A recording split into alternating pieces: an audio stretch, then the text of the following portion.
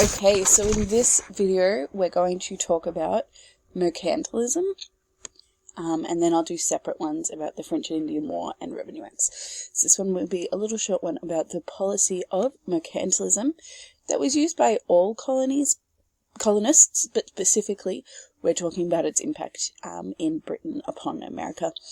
And so as we have from this cartoon, essentially, mercantilism is the colonies benefiting the mother country.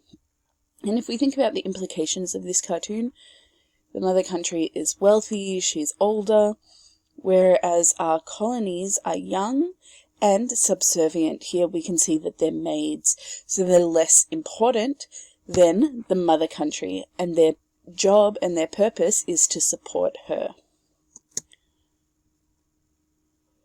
So the mercantilist policy is founded on sort of the idea of imperialism, in which an empire's power is dependent on their trade partners' resources and gold reserves.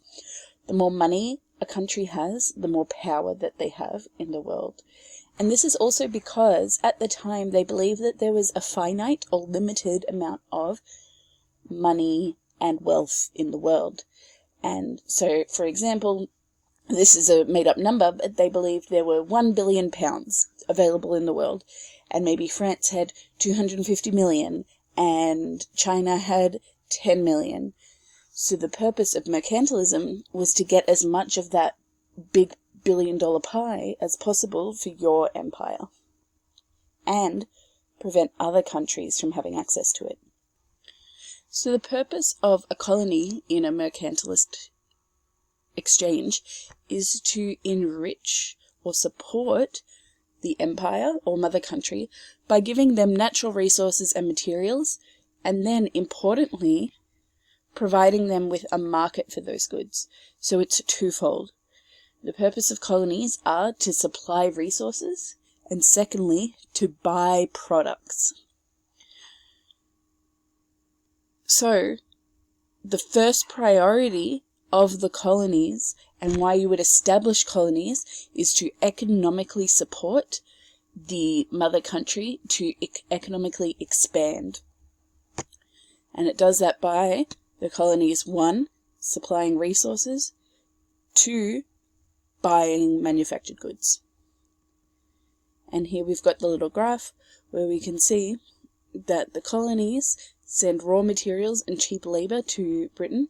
The cheap labour here is referring in large part to the slaves that were in the south, doing things like picking tobacco.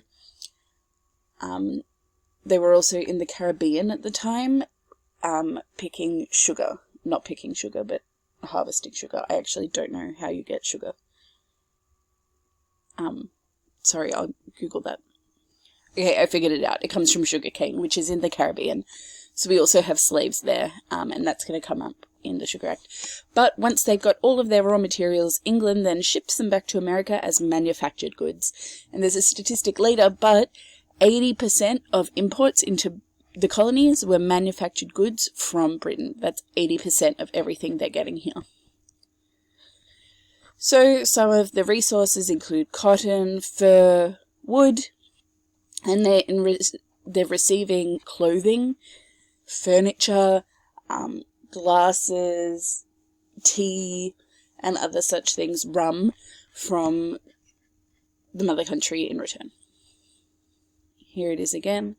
So America is rich in forests, farmland, and other resources.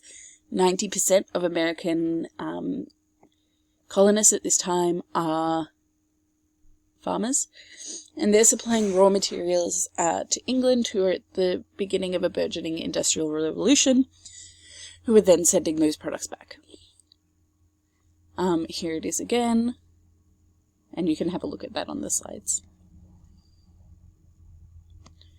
So, our 3 different areas of the colonies all have different functions. So we remember we've got New England here, and New England has the main ports: Philadelphia, NYC, Boston, and then Charleston's in the south. But these 3 are in New England. New England's other exports and benefits include forests and fishing, They do a lot of shipbuilding there because of the forests, and again, because of their ports, they also ship. Here is also where a lot of traders come to sell their goods. They are also in charge of finance and insurance. And that, to this day, Connecticut remains the insurance capital of the world. Then we have our middle colonies, or the mid-Atlantic colonies, and they're known for commercial trade, so selling things at a big price. Flour, iron, grain. But then the South is, if Ukraine is the breadbasket, the South was the breadbasket of the colonies. So they had the highest per capita exports, which means the most exports per person, which again is interesting because they also have the highest population because of all of their slaves. The South is also the most dependent on foreign markets. Places like New England and the Mid-Atlantic, because they're doing other trade, they have like other sort of forms of income. Whereas the South, all their income really comes from exports. So they need people like Britain to be buying their goods. And so tobacco makes up 27% of the colony's exports. Cotton isn't a big a deal yet. That's going to come in later, specifically more before the Civil War. At this time in history, people would only have a few outfits, so it wasn't a huge deal, unlike tobacco. Wheat and rice. Furs was a big one, and the French and Indian War is in part fought over fur, and France competing with Britain for that industry, forest products, wheat, corn, etc. So imports, 80%, like I said before, were manufactured goods from Britain, but then we're also importing tea and alcohol. But then, just to really solidify their monopoly over the region, so remember, the monopoly is when you own the most, like in the game, you want to own everything. So Britain had a monopoly in Britain, but they really wanted to stabilize it, and that was because a lot of colonists were doing trade with France and Spain, their direct competition. Remember, they think that wealth is finite. They can't allow anyone else to have access to money. So they implemented in 1660 a series of acts known as the Navigation Acts, and their main purpose was to prohibit foreign merchants from trading with America. They also implemented laws about smuggling and placed some additional taxes or duties on certain goods. However, because of the policy of salutary neglect that had been operating in the colonies pretty much since its inception, these acts weren't very strictly followed. Here's a video you can watch. It's got a weird dude. Here's a cute meme. I'm not going to do the voices.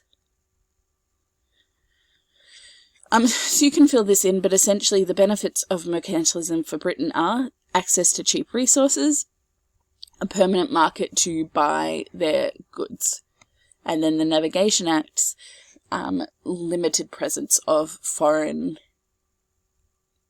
powers. For the colonies, the primary benefit is they always have a market to buy their resources, and they have access to goods. They have to pay these goods at a steeper price than if they were making them, but they do have access. That's something else to note about Britain, is that they limited the colonies' ability to produce their own goods. However, some of the negative consequences mean, again, that America is not able, because they're not able to produce their own goods, they are losing money effectively. Here we have it again, but this is the triangle of trade, so it's showing, I don't know why it's here at this point in the video, but it's showing the role of slaves. We're not studying this in depth. I think it's good to understand, especially in, today's climate, but it shows how the Caribbean and Africa are tied into this as well. So Britain's also sending things like gold and rum to Africa, but importantly they're getting slaves and gold from Africa and sending them to the Caribbeans, who then who harvest sugar here and then send it to the colonies. Okay, so just to review, Britain was establishing colonies for the purpose of economic expansion. These policies saw Britain buying resources from colonists at low prices and selling them manufactured goods at high prices. But because of salutary neglect, these things weren't necessarily enforced, is a better word here than mandated. And the purpose of this is to keep the colonists obedient. These are kind of different points, but each colony had a colonial assembly, but then had to be overseen by a royal governor, and the colonies were essentially different countries with little communication or unity. So if you want to hear about the French and Indian War, log on to the next video.